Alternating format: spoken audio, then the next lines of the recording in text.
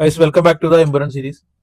നമ്മൾ ചെയ്യാൻ പോണത് നന്ദു എന്ന് പറയുന്ന ആക്ടറാണ്. നന്ദു അവതരിപ്പിച്ച കഥാപാത്രം പീതാംബരൻ, മിനിസ്റ്റർ പീതാംബരൻ. അല്ലെ, അപ്പോ ലൂസിഫറിൽ നമ്മൾ കണ്ടതാണ്. ഒരു എന്താണ്, ഒരു നല്ലൊരു മിനിസ്റ്റർ ആയിട്ടാണ് കാണിക്കുന്നത് അല്ലെ.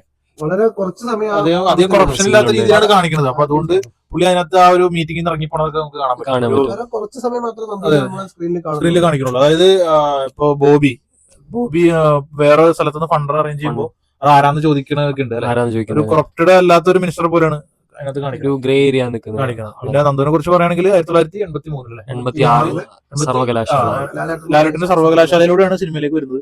പിന്നെ വളരെ വളരെ ചെറുപ്രായത്തിൽ തന്നെ സിനിമയിലേക്ക് വന്ന ഒരു ആക്ടറാണ് അല്ലെ.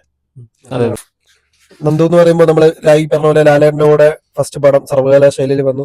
പിന്നെ അവിടെ നിന്ന് കൂടെ നിരവധി ചിത്രങ്ങളിൽ അഭിനയിച്ചിട്ടുണ്ട്. ഒരുപാടും ലാലേട്ടന്റെ കൂടെ തന്നെയായിരുന്നു. ഓട്ടോയില് നമുക്ക് കാണാൻ സാധിച്ചിട്ടുണ്ട്. ചെങ്കോല്, അങ്ങനെ ലാലേട്ടൻ ഹിറ്റ് ആയിട്ടുള്ള ഒരുപാട് പടങ്ങളിൽ മിഥുനം, ചെങ്കോല്, ബട്ടർഫ്ലൈസ്, അങ്ങനെ നിരവധി പടങ്ങൾ. എനിക്ക് നന്ദുവിന്റെ ഏറ്റവും ബെസ്റ്റ് ഇഷ്ടപ്പെട്ട ഒരു ക്യാരക്ടറാണ് ലാലേട്ടന്റെ കൂടെ തന്നെ രഞ്ജിത്ത് സംവിധാനം ചെയ്ത സ്പിരിറ്റിൽ നല്ലൊരു അടിപൊളി റോള് നന്ദു വ്യക്തമായിട്ട് ഒരു കുടിയന്റെ ലൈഫ് എങ്ങനെയാണെന്നുള്ളത് വ്യക്തമായിട്ട് കാണിച്ചു. തീർച്ചയായിട്ടും നന്നായി പ്ലംബർ ആയിട്ടുള്ള ഒരു ക്യാരക്ടർ നന്ന ഭംഗിയിൽ തന്നെ ചെയ്തിട്ടുണ്ട്. ഒരുപാട് പടങ്ങൾ എല്ലാം നടന്നു. ലാലേട്ടന്റെ കൂടെ മാത്രമല്ല മമ്മൂക്കയുടെ കൂടെ ചെയ്തിട്ടുണ്ട്, കുട്ടി ശ്രാങ്ക് പോലെയുള്ള പടങ്ങളുണ്ട്, നമ്മുടെ ജയറാമിന്റെ കൂടെ ചെയ്തിട്ടുണ്ട്, കോട്ടാനും വീട്ടിലെ പൂട്ടൻ, അങ്ങനെ നിരവധി പടങ്ങളുണ്ട്. അതുപോലെ തന്നെ നല്ലൊരു ക്യാരക്ടർ തന്നെ ആൾക്ക് എമ്പുരാനിലും കിട്ടി.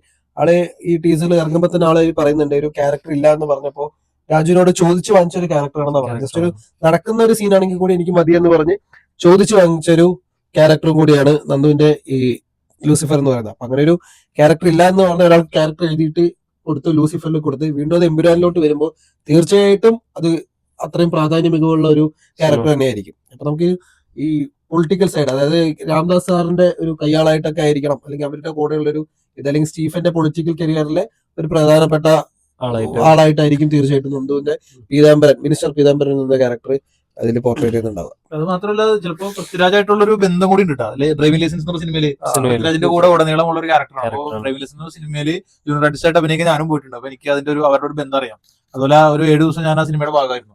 അപ്പൊ അതുകൊണ്ട് ആ നന്ദു എന്ന് പറഞ്ഞാൽ അന്ന് നമ്മൾ സംസാരിക്കാൻ ഫോട്ടോ എടുക്കുകയൊക്കെ ചെയ്താണ്. നല്ലൊരു വ്യക്തിത്വത്തിനോടുമാണ്, കുഴപ്പമൊന്നുമില്ല, നല്ലൊരു മനുഷ്യനാണ്. അപ്പൊ ആ ഒരു ബന്ധത്തിന്റെ കൂടി ഇതിലായിരിക്കും ചിലപ്പോൾ ഒരു വേഷം കൊടുത്തത്. ഒരു പ്രമുഖ നടന്മാരുടെ കൂടെ അഭിനയിച്ചു വന്നതിലപ്പുറം പല പ്രശസ്തരായ പല ഏറ്റവും പ്രഗത്ഭരായ ഡയറക്ടറുടെ കൂടെ അവരുടെ സിനിമയിൽ ഭാഗമാക്കാനുള്ള ഏറ്റവും നല്ല സിറ്റുവേഷൻസ് കൂടി നന്ദുവിനുണ്ടായിട്ടുണ്ട്. പേരെടുത്ത് പറയുകയാണെങ്കിൽ തന്നെ ഇപ്പോൾ ഷാജി എൻകറിന്റെ കൂടെ മലയാളി ഏറ്റവും അധികം ബഹുമാനിക്കുന്ന ഷാജി എൻകറിന്റെ സംവിധാനത്തിൽ പുറത്തിറങ്ങിയ കുട്ടി ശ്രാങ്ക്, മലയാളി കണ്ട ഇന്ത്യ കണ്ട ഏറ്റവും വലിയ ചലച്ചിത്രകാരന്മാരിൽ ഒരാളായ അടൂറിന്റെ തന്നെ 4 പെണ്ണുങ്ങൾ എന്നുള്ള സിനിമയിലും നന്ദു ഭാഗമാക്കായിട്ടുണ്ട്. അതിൽ തന്നെ ഏറ്റവും മികച്ച സീൻ, ഇന്ത്യൻ സിനിമയുടെ ഏറ്റവും മികച്ച സീൻ, ഏറ്റവും മികച്ച ഫുഡ് കഴിക്കുന്ന സീൻ എന്നുള്ള രീതിയിൽ ഏറ്റവും പ്രശസ്തമായ ഒരു സീനാണ് നന്ദു തന്നെ അഭിനയിച്ച ആ ഒരു സീൻ. അത് യൂട്യൂബിൽ അവൈലബിൾ ആണ്. എല്ലാ വളർന്നു വരുന്ന ആൾക്കാരും സിനിമ പ്രേമികളും സിനിമ ലവേഴ്സ് ഒക്കെ കാണേണ്ട ഒരു സീനായിട്ട് അതിനെ പരിഗണിക്കുന്നുണ്ട്. നന്ദു ഫുഡ് കഴിക്കുന്ന ഒരു സീനാണ്. നമ്മൾ കാണുമ്പോൾ വിചാരിക്കുമ്പോൾ ഭയങ്കര നോർമൽ ആയിട്ടുള്ള സീനാണ്, പക്ഷെ ഒരു മാസ്റ്റർ ലെവൽ ഫിൽം മേക്കിംഗ് ആയിരുന്നു. അതിൽ അടിപൊളി അഭിനയം കൂടിയായിരുന്നു നന്ദുവിൻ്റെത്. ഒരു പ്യൂർ ആയിട്ടുള്ള ക്യാരക്ടർ എന്നുള്ളതിനപ്പുറം ഒരു ഗ്രേ ഷെയ്ഡിൽ നിൽക്കുന്ന ഒരു ക്യാരക്ടർ ആയിരുന്നു മിനിസ്റ്റർ പീതാംബരൻ്റെത്. ആദ്യം എണീറ്റ് പോകാനുള്ള വ്യഗ്രതയിൽ പീതാംബരൻ എണീറ്റ് പോകാൻ നോക്കുമ്പോൾ ബോബി പറയുന്നുണ്ട്, നിങ്ങളെ ഫണ്ട് എവിടുന്നാണ് നിങ്ങൾക്ക് വേണ്ടി ചെലവഴിച്ചതെന്ന് നിങ്ങൾക്ക് അറിയാമെന്ന് വെച്ച് അങ്ങനെ പുള്ളീനെ പ്രതിരോധത്തിലാക്കുകയും അപ്പോൾ തെളിവുണ്ടോന്ന് മിനിസ്റ്റർ പീതാംബരൻ തിരിച്ചു വയ്ക്കുമ്പോഴൊക്കെ ചെയ്യുന്നുണ്ട്. അപ്പോൾ നമുക്ക് തിരിച്ചറിയാൻ പറ്റുന്നുണ്ട് പുള്ളിയും ഒരു ഗ്രേ ഷെയ്ഡിൽ നിൽക്കുന്ന ഒരു ക്യാരക്ടറാണ് ചെയ്യുന്നത് എന്നുള്ളത്. പല നിഗൂഢതകളും പല രഹസ്യങ്ങളും പല ഡാർക്ക് സീക്രറ്റ് ഒക്കെ ഉള്ളിൽ ഒളിപ്പിച്ച് തൻ്റെതായ ഒരു നിലനിൽപ്പിന് വേണ്ടി പോരാടുന്ന ഒരു മന്ത്രി എന്നുള്ള രീതിയിൽ മിനിസ്റ്റർ പീതാംബരൻ്റെ നല്ലൊരു ക്യാരക്ടറായിരുന്നു. പക്ഷെ എഴുത്തും അതിലുപരി കൊടുത്തിരിക്കുന്ന ലെയറൊക്കെ ഭയങ്കര ജനറിക് ആയിട്ടുള്ള ഏറ്റവും ആ ഒരു ജോണർ നമ്മൾ എടുത്തു നോക്കുമ്പോൾ അത്രയും ബേസിക് ആയിട്ടുള്ള ക്യാരക്ടർ തന്നെയായിരുന്നു. അപ്പോൾ ചിലപ്പോൾ ആ ഒരു പടത്തിന് വേണ്ടിയിട്ടുള്ള സെറ്റപ്പ് എന്നുള്ള രീതിയിൽ ജസ്റ്റ് ഒരു ഫ്ലാറ്റ് ലെവലായി കാണിച്ചതായിരിക്കാം. ഇനിയൊരു വരുമ്പോൾ കുറച്ചും കൂടി ലെയർ കൊടുത്ത് കുറച്ചും കൂടി ഡെൻസ് ചെയ്ത് ഗ്രിപ്പിയാക്കി അങ്ങനെ മാറ്റാനുള്ള ഒരു രീതി കൂടി മുരളിഗോപി അവലംബിച്ചിട്ടുണ്ടാവും. നമുക്ക് പറയാൻ പറ്റൂല എങ്ങനെയായിരിക്കും നന്ദുവിനെ ഈ ഒരു എമ്പുരാൻ എന്നുള്ള സിനിമയിൽ പരിഗണിച്ചിട്ടുണ്ടാവുക എന്നുള്ളത് നമുക്ക് കണ്ടു തന്നെ അറിയണം.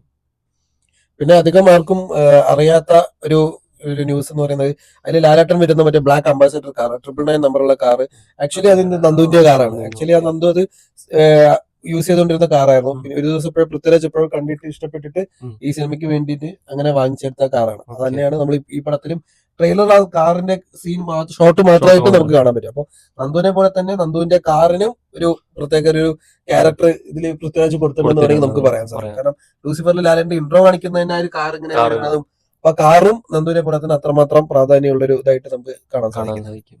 അപ്പൊ നമുക്ക് ലൂസിഫർ എന്ന പോലെ എമ്പുരാനിലും നന്ദുവിനെയും നന്ദുവിന്റെ കാറും കാണാൻ സാധിക്കും. കുറച്ചുകൂടി ബെറ്റർ ആയിട്ടെല്ലാം നമ്മൾ കാണാൻ സാധിക്കട്ടെ എന്ന് ആഗ്രഹിക്കുന്നു, പ്രതീക്ഷിക്കുന്നു. എല്ലാവരും പോലെ നമ്മളും മിനിസ്റ്റർ പീതാംബരന്റെ കഥകൾക്ക് വേണ്ടിയിട്ട് എമ്പുരാനിലൂടെ അത് അറിയാൻ വേണ്ടിയിട്ട് കാത്തിരിക്കുക. കാത്തിരിക്കാം.